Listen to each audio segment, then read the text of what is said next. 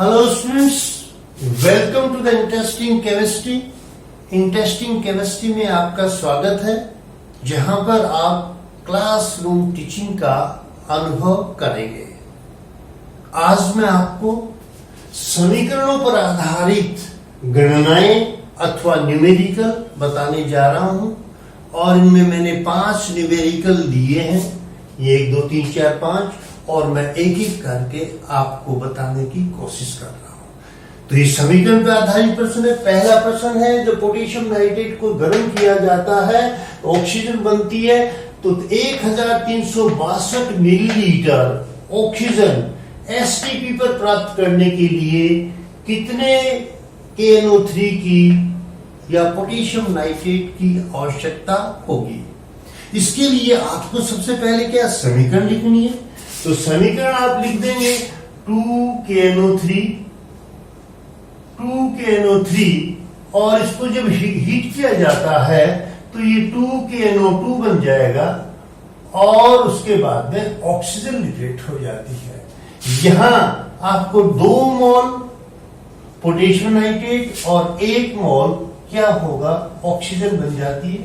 इस 1 मोल ऑक्सीजन का क्योंकि यहां पर आयतन दिया गया है, अतः यहां पर आप 1 मोल को 22.7 लीटर एसटीपी पर कह सकते हैं। 22 एसटीपी पर, ये मतलब है, यानी 2 मोल यानी 22.7 लीटर गैस को एसटीपी पर प्राप्त करने के लिए हमें 2 मोल KNO3 की आवश्यकता होती है। ये सवाल है। तो इसको करने के लिए यह आयतन कितना दिया है, 1362। तो आप ऐसा लिखेंगे कि 22.7 लीटर O2 एसटीपी पर प्राप्त करने के लिए KNO3 की कितनी आवश्यकता होती है, 2 मोल की जरूरत होती है। कितनी की आवश्यकता होती है, 2 मोल की आवश्यकता होती है। अतः 1 के लिए यहां पर लिख देंगे 2/22.7 और फिर उसके बाद में आप क्या करना है, 1362 मिलीलीटर के लिए निकालना है। तो यहां से 1362 मिलीलीटर, ये मिलीलीटर है, ये 1362 मिलीलीटर है। तो इसलिए मैं लीटर में बताने के लिए इसको 1000 का गुणा कर देता हूं। तो यहां मैं 1000 का भाग दे देता हूं। तो यहां ये भाग आ गया 1000 लीटर, ये लीटर है, ये मिलीलीटर है, अतः 1000 का भाग दिया। अब यहां ये आपने क्या किया, पॉइंट और हटा दिया, 10 कर देंगे, ये कट जाएगा और ये 227 से ये 6 कट जाएगा। अब यहां पर क्या चीज हो गया कि ये 6 और 2 12/100 यानी कि 1.2 मोल KNO3 की आवश्यकता होगी। आप समझ गए होंगे मेरी बात को। ये समीकरण बताती है कि 22.7 लीटर जो ऑक्सीजन है एसटीपी पर, उसको बनाने के लिए 2 मोल KNO3 की आवश्यकता होती है, 2 मोल की। इसलिए 1362 के लिए ये नीचे आ जाएगा 2/22.7 गुणा 1300। तो इस प्रकार से 0.12 मोल आपका आंसर आ जाता है। 1-2 मोल KNO3 की आवश्यकता होती है। ये आपका आंसर आ गया। लेकिन आंसर यहां पर क्या है, KNO3 की मात्रा ज्ञात करो, तो ग्राम में मात्रा ज्ञात करनी है। तो ये जो KNO3 है, KNO का 1 का भाग कितना होता है, 39 प्लस नाइट्रोजन 14, ऑक्सीजन कितना है 48। तो यहां पर ये 101 के बराबर हो जाता है, 101 ग्राम। तो यहां पर KNO3 की मात्रा निकालेंगे, KNO3 की मात्रा ग्राम में, तो आप मोल को जब 0.12 को आप 101 से गुणा कर देंगे तो फिर आपका ये आंसर आ जाएगा 12.12 ग्राम। ये इतना आंसर आ जाएगा। तो ये आपका आंसर आ जाएगा, अर्थात 1362 मिलीलीटर ऑक्सीजन को प्राप्त करने के लिए 12.12 ग्राम KNO3 की आवश्यकता होती है।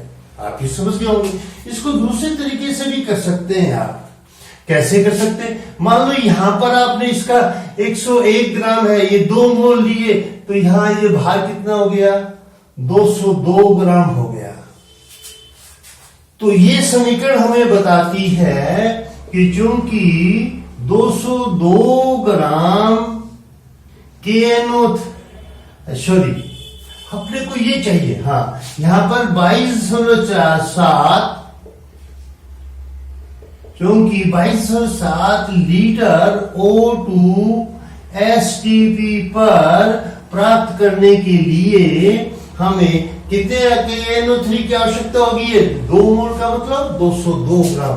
तो यहां लिख देंगे 202 और फिर 1 का क्या कर देंगे? 202 बटे 22.7 लीटर। कितना बनानी है?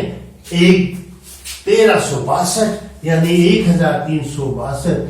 अब यहां आपको ये ध्यान रखना है कि ये लीटर में है और ये मिलीलीटर में है, इसलिए मीटर को इसको हम क्या करेंगे? 1000 का भाग दे देंगे, जिससे ये लीटर बन जाता है। तो यहां फिर आप गुणा कर देंगे 1362 बटे 1000। ये आपका आंसर आ जाएगा, डायरेक्ट आंसर आ जाएगा। अब आप ये पॉइंट हटा देंगे तो यहां 10 कर दे और ये 1 10 हो जाएगा। ये 227 से 6 बार कट जाएगा। तो अब ये 6 है, 6 दूनी 12 और 6 दूनी 12 और नीचे कितना है? 100, तो 12.12 ग्राम। ये आंसर और ये आंसर दोनों बराबर आ जाते हैं। तो आप किसी भी विधि से आप इसको कर सकते हैं। जो विधि आपको बस इतना ही करना है, यहां पर मोल में आंसर आएगा। तो यदि आप मोल को पहले ही ग्राम में परिवर्तित कर लेंगे तो ये आंसर क्या है? अर्थात यहां 2 मोल की जगह 202 ग्राम लिख देंगे। यहां 2 मोल की जगह कितने लिखेंगे? 202 ग्राम। इसलिए आंसर आपका ग्राम में आ जाएगा। तो ये पहला आंसर हो गया। अब आपका दूसरा क्वेश्चन देखेंगे। बहुत ही सिंपल से क्वेश्चन है, आप इसको ध्यान से देखेंगे। पहला, दूसरा। तो दूसरा जो है, कैल्शियम कार्बोनेट HCl की क्रिया करवाने से कार्बन डाइऑक्साइड बनती है। 40 ग्राम कैल्शियम कार्बोनेट से क्रिया करने के लिए HCl की मात्रा ज्ञात करो। लेकिन HCl का द्रव्यमान प्रतिशत 20% है। ये आपको इसमें से थोड़ा सा अंतर आ जाता है। कैल्शियम कार्बोनेट, तो यहां पर आप क्या लिखेंगे? CaCO3 plus 2HCl equal to CaCl2 plus H2O plus CO2। ये आपकी समीकरण बन जाती है। तो यहां किस 40 कैल्शियम कार्बोनेट है, तो कैल्शियम कार्बोनेट 40 ग्राम से देखना है। तो यहां 40 ग्राम, यहां कितना कैल्शियम? यहां मैं पहले मोल से बताऊंगा। 1 मोल, ये 1 मोल कैल्शियम कार्बोनेट है। इसके लिए 2 मोल HCl की आवश्यकता होती है। यहां ये आप ध्यान रखें, ये 2 मोल। ये समीकरण ये बता रही है कि 1 मोल के लिए 2 मोल HCl की आवश्यकता होती है। तो आप ये बताओ 40 ग्राम कैल्शियम कार्बोनेट में कितने मोल होते हैं? तो 40 ग्राम CaCO3 बराबर 40 बटे 100, यानी 40 ग्राम को आप मोल में परिवर्तित कर दो। किसमें परिवर्तित कर दिए? मोल में। तो 40 ग्राम को जब 100 का भाग दे देंगे तो यहां पर ये सीधा ही आपका 0.4 मोल आ जाएगा। 0.4 मोल आ जाएगा। यहां देख, ये 100 कहां से लाया मैं? कैल्शियम कार्बोनेट का अणुभार या मोलर द्रव्यमान कैल्शियम 40 प्लस 12 प्लस 3 ऑक्सीजन 48, 48 12 60 हो, ये मिला करके 100 हो जाएगा। तो यानी कि 40 ग्राम कैल्शियम कार्बोनेट 0.4 मोल के बराबर है। तो अब ये सीधा ही आंसर हो गया ना कि 2 क्या है कि यहां 1 मोल के लिए, क्योंकि 1 मोल CaCO3 के लिए HCl की आवश्यकता है बराबर 2 मोल। ये तो समीकरण बताती है 1 मोल से 2 मोल की आवश्यकता होती है। आपके ये 40 ग्राम है और 40 ग्राम को आपने मोल में बदल दिया, अतः 0.4 मोल से आप क्या करेंगे, 2 गुना कितना कर लेंगे, 0.4 बराबर 0.8 मोल, यानी कि बराबर 0.8 मोल HCl की आवश्यकता होगी। अब आप मोल के HCl की मात्रा ज्ञात करेंगे। HCl की मात्रा आ जाएगी, कितनी आएगी, 0.8। इसको किसका गुणा करें HCl की मात्रा ज्ञात करने के लिए, HCl के मोलर द्रव्यमान का या आणविक द्रव्यमान का भाग गुणा करेंगे। तो HCl का आणविक द्रव्यमान कितना है, हाइड्रोजन 1 35.5, ये तो 36.5 का यहां पर आप गुणा करते हैं और इसको आप क्या करेंगे, गुणा करें, 0 आ जाएगा, 8 48 और 2 52 हो जाएगा, 8 24 5 29 हो जाएगा और ये 2 पॉइंट लग जाएंगे, तो ये 29.020 ग्राम की आवश्यकता होगी। ये आपका आंसर आ गया। यानी कि वास्तव में आपको 29.20 ग्राम HCl की आवश्यकता है इस समीकरण के अनुसार। लेकिन यहां पर सवाल में क्या कहता है, HCl का द्रव्यमान प्रतिशत 20% है। इसका मतलब ये तो शुद्ध HCl की आवश्यकता है और हमारा जो लेबोरेटरी में जो HCl रखा है वो अशुद्ध है, वो 20% ही है। वो कितना है, 20%। तो यहां 20%, तो 20 ग्राम HCl शुद्ध HCl लिखेंगे। शुद्ध HCl है बराबर कितने ग्राम में, 100 ग्राम HCl।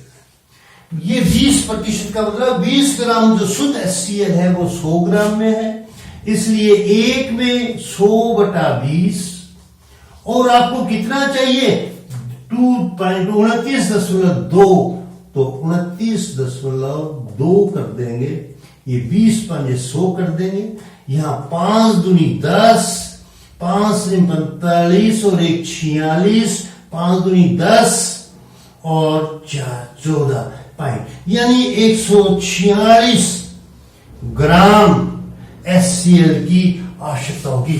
ये जो जितना डालेंगे तो आप क्या करेंगे, 146 ग्राम की, ये जो इसके अनुसार आप HCl की द्रव्यमान प्रतिशत, तो आपका आंसर कितना आ जाएगा, 146 ग्राम HCl की आवश्यकता होगी। आशा करता हूं दूसरा न्यूमेरिकल भी ये 20% का मतलब समझ गए होंगे। हमें शुद्ध HCl इतना चाहिए और यहाँ शुद्ध HCl 20% है, कितने में मिलता है, 100 में, इसलिए इतना मिलेगा 146 ग्राम में। तो जो लैब में एसिड पड़ा है उसके हमें कितने ग्राम की आवश्यकता होगी, 146 ग्राम HCl की आवश्यकता होगी। तीसरे क्वेश्चन पे आता हूं। तीसरे क्वेश्चन में क्या है, 2 समीकरणों पर आधारित प्रश्न है और इस प्रश्न में आप क्या देखेंगे, पहला जो है ये Zn प्लस डाइल्यूट H2SO4 की क्रिया करवाने से हाइड्रोजन पैदा होती है। ये हाइड्रोजन जो पैदा हुई इसको क्यूप्रिक ऑक्साइड का अपचयन करवाने के लिए लिया, जिससे यहां पर ये कॉपर हो गया और ये पानी बन गया। तो यहां पर आप समीकरण क्या लिखेंगे, Zn प्लस H2SO4, ये H2SO4 कैसा लेते हैं, डाइल्यूट लेते हैं, डाइल्यूट लिया और लिख दिया ZnSO4 प्लस H2। ये जो हाइड्रोजन प्राप्त हुई है ये क्यूप्रिक ऑक्साइड का आप चयन करवाएंगे और ये क्यूप्रिक ऑक्साइड का आप चयन हो गया CuO प्लस H2O में। अब प्रश्न को देखिए, यहां क्या कहता है कि उपरोक्त अभिक्रिया के आधार पर 15.9 ग्राम ये क्यूप्रिक ऑक्साइड हमारा CuO इज इक्वल टू 15.9 ग्राम है।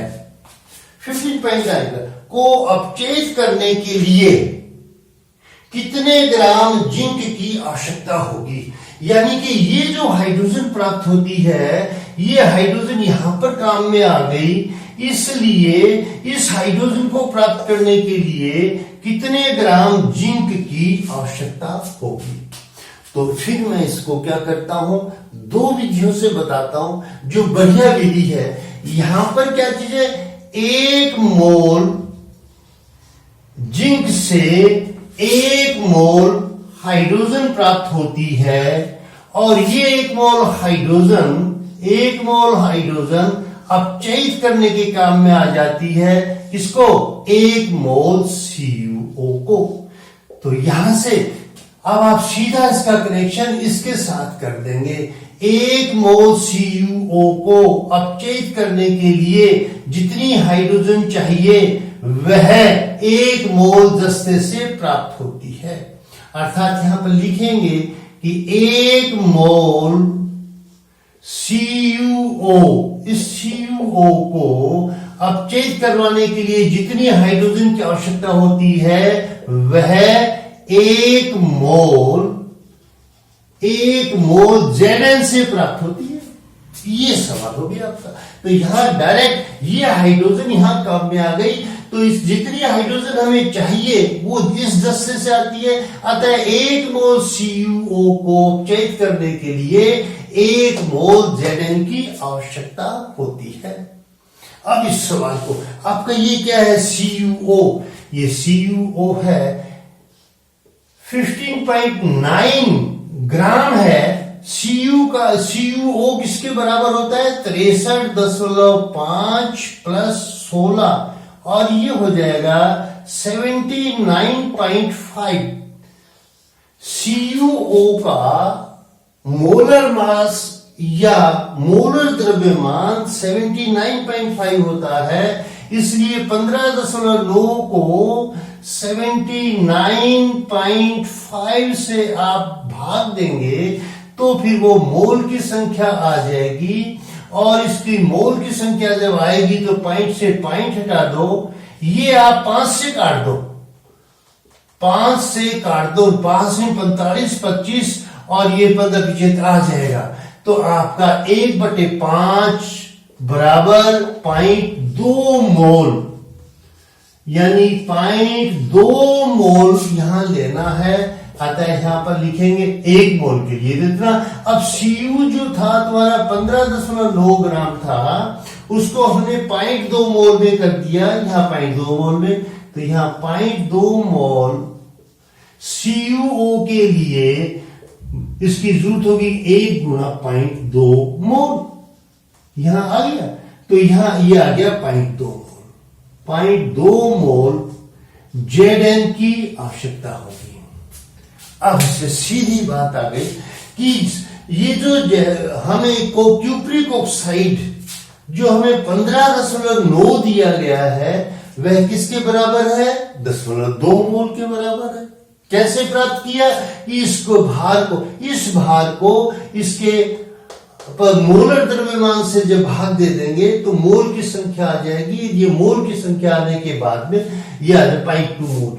अब आपको बताना है कि इसका भार कितना है, तो Zn की मात्रा बराबर मोल गुणा द्रव्य 0.2।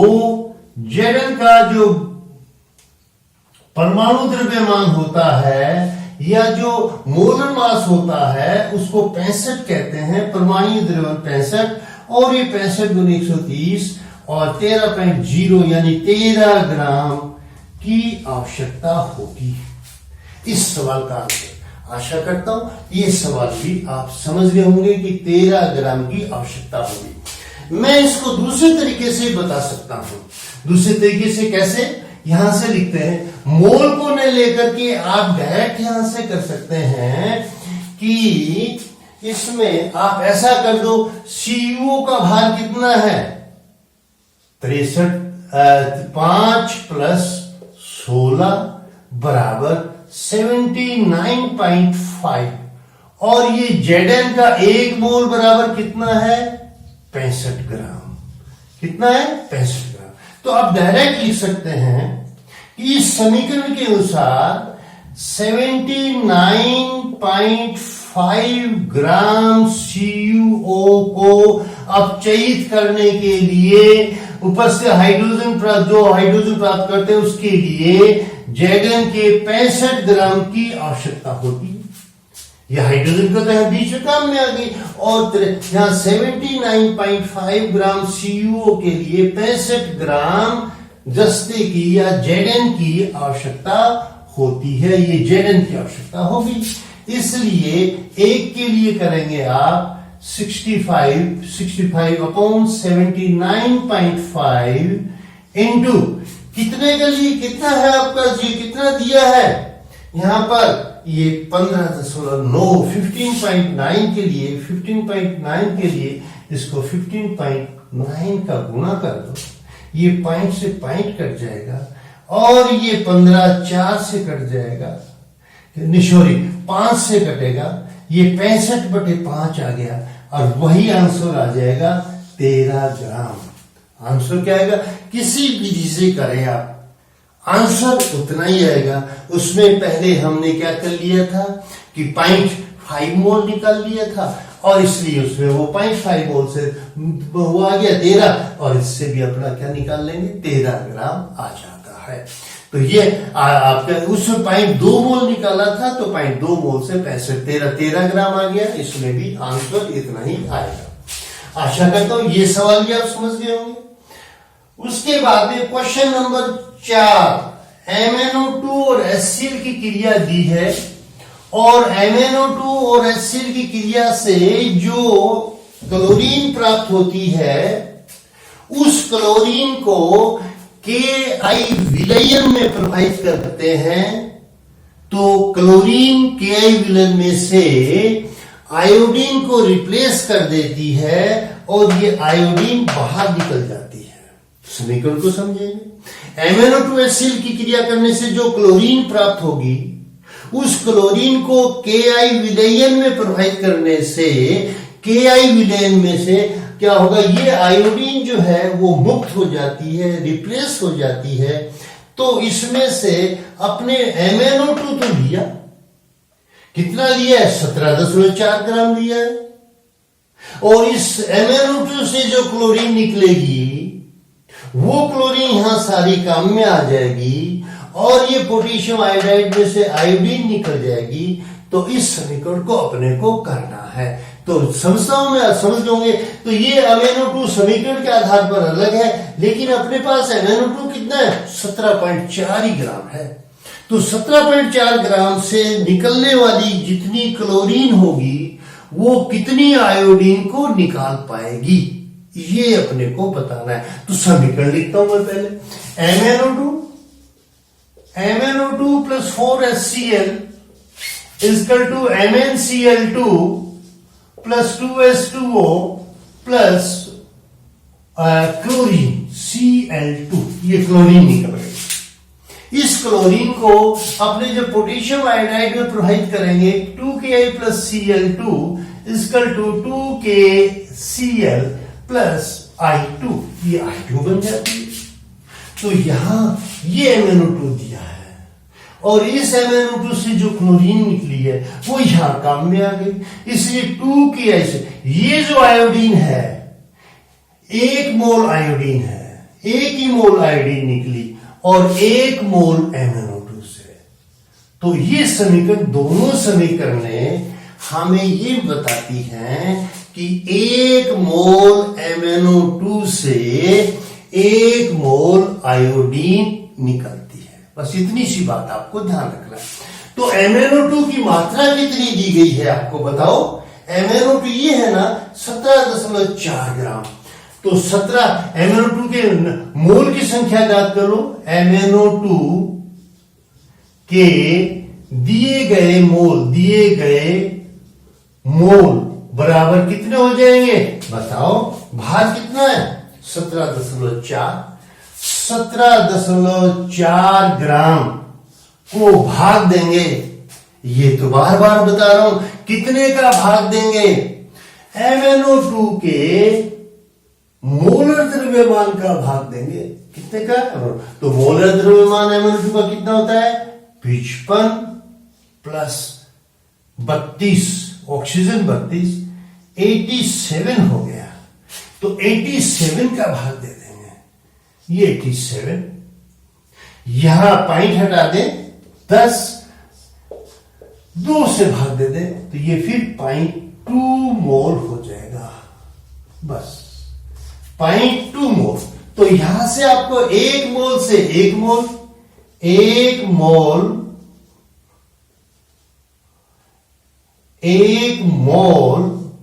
MnO2 से 1 मोल आयोडीन प्राप्त होती है। ये समीकरण यही याद आती है। तो यहां आपका MnO2 कितना दिया हुआ है, इतना दिया हुआ है, और ये MnO2 0.2 मोल के बराबर होता है। इसलिए जवानी सवाल हो जाता है, आप क्या करते हैं वर्बली सवाल को सोल्व करते हैं। इसलिए 0.2 मोल आयोडीन बनेगी, मोल I2 बनेगी, बस इतनी सी बात आपको करनी है। यानी 1 मोल MnO2 से 1 मोल आयोडीन बनती है। तो जो जितना, यदि यहां पर मैं आपको मोल कह देता, ये न कह करके 0.2 मोल कह देता, तो आप यह 0.2 मोल से 0.2 मोल बनेगी। लेकिन मैंने आपको यहां ग्राम में दे दिया, इसलिए ग्राम को आपने मोल में बदल दिया, अतः 0.2 मोल आयोडीन बनी। अब आपको आयोडीन की मात्रा बतानी है कि आयोडीन की मात्रा, तो I2 की मात्रा ग्रामों में बतानी है कितनी 0.2 मोल, और 1 मोल का भार कितना होता है, अर्थात इस I2 का भार कितना होता है। I का परमाणु द्रव्यमान 127 होता है, तो इसका भार कितना होगा 254 हो जाएगा। कितना हो जाएगा 254। यहां 1 मोल या I2 बराबर 2542। अब आप इसको गुना कर देंगे तो ये कितना हो जाएगा 508, और ये पॉइंट लग जाएगा, तो 50.8 ग्राम आपको निकालनी है, 52.8 ग्राम निकाल। फिर यदि आप इसको ग्रामों के आधार पर ही निकालते हैं तो इसका भार कितना है MnO2 का? MnO2 का भार मैंने यहां 87 बताया है। कितना बताया मैंने 87 ग्राम से डायरेक्ट कर सकते हैं। 87 ग्राम से आयोडीन प्राप्त होती है I2 1 मोल, तो I2 का 1 मोल का भार कितना हो जाएगा 254।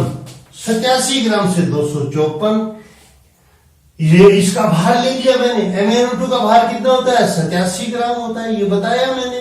आयोडीन का भार कितना हो गया 254, तो 87 ग्राम से 254 ग्राम, 1 से 254 बटा 87 ग्राम, और कितना MnO2 दिया है 17.4। तो यहां पर आप 17.4 कर देंगे, पॉइंट हटा देंगे, 10 कर दिया, और फिर 87, और फिर ये 2 से गुना कर दो, भाग कट जाएगा। 254 का आधा कितना हो जाएगा 508 हो जाएगा, 10 का भाग देंगे तो ये 50.8 आपका बराबर आंसर आ सकता है। तो एक तो मोल विधि से, तो मैं ये बताऊंगा आपको कि आपको मोल विधि से ही करना चाहिए। मोल विधि ज्यादा सरल है। ये जो संख्याएं हैं जो मैंने ली हैं ये आपकी कट जाती हैं, इसलिए देखने में सरल लगता है जो कि समझाने के लिए, लेकिन परीक्षा में इस प्रकार की संख्याएं कटने वाली नहीं आएंगी उनको आपको, अतः आप मोल विधि से ही इन प्रश्नों को हल करने की प्रैक्टिस करें। अब लास्ट का एक प्रश्न मैंने और लिखा है। क्या लिखा है? क्वेश्चन नंबर 5, 1 लीटर H2S और 1 लीटर SO2 STP पर मिला दिया। हमने H2S और SO2 की क्रिया करवाई, तो समीकरण लिखेंगे H2S प्लस SO2, ये क्रिया की। और ये क्रिया कैसे होती है? 2H2O दोनों आपस में क्रिया करती हैं, तो 2H2O प्लस 3S बन जाएगी। ये H2S और सल्फर डाइऑक्साइड की क्रिया है। हमने क्या किया कि 1 लीटर, ये 1 लीटर H2S और 1 लीटर SO2 दोनों को मिलाया और ये क्रिया करवाई, तो क्रिया करवाने से S बनेगी। अब ये S कितनी बनी है, इसका भार आपको ज्ञात करना है। इसका भार, तो सवाल मैं समझता हूं समझ गए होंगे। मैंने क्या, H2S और SO2 की क्रिया होती है जिसमें सल्फर निकलती है, और हमने H2S और SO2 की जो मात्रा ली है वो 1 लीटर और 1 लीटर ली है, और ये दोनों की बराबर मात्रा ली है, और उससे क्रिया होने से सल्फर हो गया। तो यहां पर आपको एक सीमांत अभिकर्मक और बताना है कि सीमांत अभिकर्मक कौन है और S की मात्रा कितनी होगी। 2 सवाल का जवाब देना है।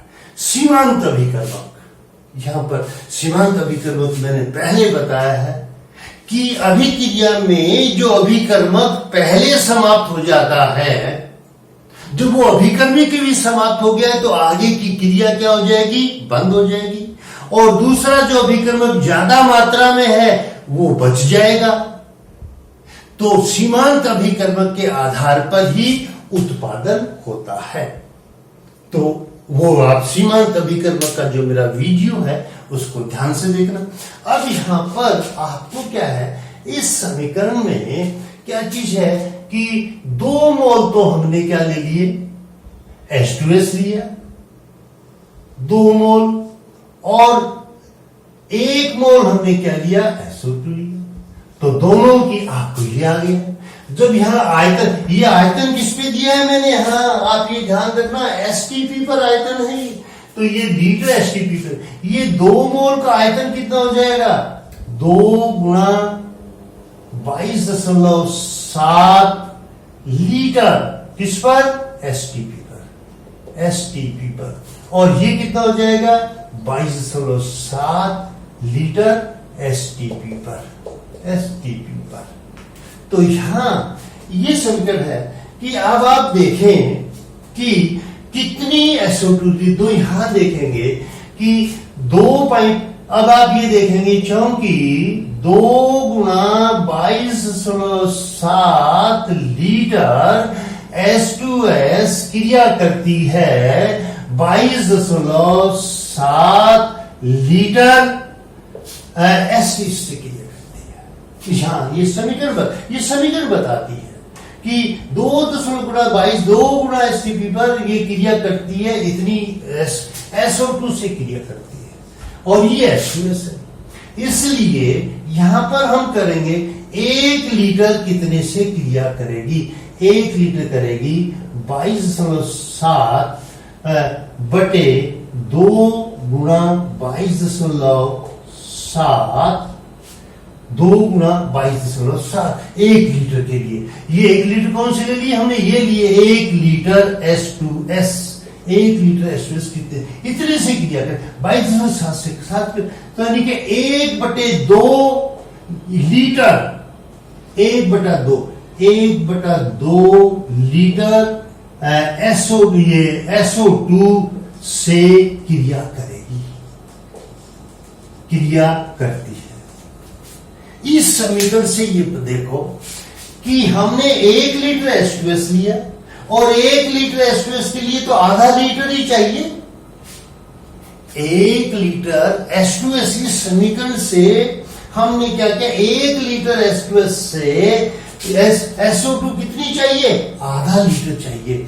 इसका मतलब यहां पर 1 लीटर जो बची थी SO2 थी, उसमें से ये 0.5 लीटर तो क्रिया कर गया और 0.5 लीटर SO2 शेष बच जाएगी, ये आपको ध्यान देना। तो ये बताओ कि SO2 में और H2S में, इन दोनों में कौन सा अभिकर्मक पहले समाप्त हुआ? मात्रा किसकी ज्यादा है? SO2 की ज्यादा है, क्योंकि SO2 बच गई है, तो H2S पहले समाप्त हो गया। तो जो अभिकर्मक अभिक्रिया में पहले समाप्त होता है, जो अभिकर्मक अभिक्रिया में पहले समाप्त होता है, उसी को ही सीमांत अभिकर्मक कहते हैं। तो सीमांत अभिकर्मक, ये पहले का आंसर आ गया, सीमांत अभिकर्मक H2S। एक बात अब ये बताओ कि जो ये सल्फर बनती है, वो SO2 के आधार पर बनेगी या H2S के आधार पर बनेगी? SO2 तो हमारी बाकी रह गई, सारी SO2 तो काम में नहीं आई। जो चीज काम में आ जाती है, जो चीज समाप्त हो जाती है, अर्थात सीमांत अभिकर्मक के आधार पर ही उत्पादन होंगे। क्योंकि जब सीमांत अभिकर्मक है, एक अभिकर्मक समाप्त हो गया तो आगे क्रिया होगी ही नहीं, इसलिए उस अभिकर्मक के समाप्त होने तक जो अभिकर्मक बन जाते हैं, वही मात्रा प्राप्त होगी। तो यहां पर हमें क्या है कि क्या चीज दिया? 1 लीटर, तो हमें 1 लीटर से हमें क्या प्राप्त करना? तो यहां पर आप क्या करेंगे?